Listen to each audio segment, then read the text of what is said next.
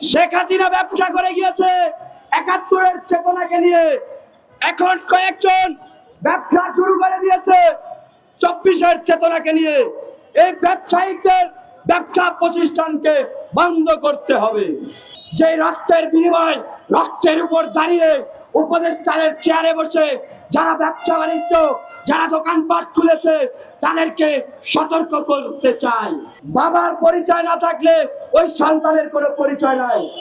ইতিমধ্যে শুরু হয়ে গেছে বিভিন্ন জায়গায় আওয়ামী লীগকে পুনর্বাসন করতে চায় এবং এই জুলাইয়ের যারা যোদ্ধা তাদেরকে নিয়ে ব্যবসা বাণিজ্য করতে চায়, অনেক রাজনৈতিক দল গঠন করতে চায়। সেটা আমরা কখনো সফল হতে দিব না।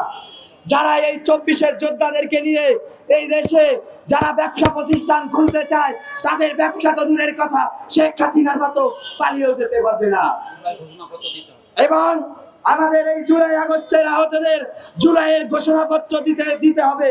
আপনারা জানেন ৮ মাস হয়ে গেছে, ৯ মাসে পড়ে গেছে, আজও পর্যন্ত তারা জুলাইয়ের সেই লিস্ট আমাদের হাতে দিতে পারলো না। আমরা আন্দোলন কি করেছিলাম আমাদের নিজেদের স্বার্থে, বা সরকার আমাদেরকে কি দিবে, বা আমাদের সাধারণ জনতা আমাদের কি চোখে দেখবে? আমাদের শহীদ ভাইয়ের রক্ত, আমাদের এই তরতাজা প্রাণগুলো আপনারা ব্যাহত হতে দিয়েন না। আমাদের এই জুলাই বিপ্লব আপনারা ব্যাহত হতে দিয়েন না। এখন আমরা সমাজের মুখে প্রায় একটা হাসির পাত্র হয়ে গেছি।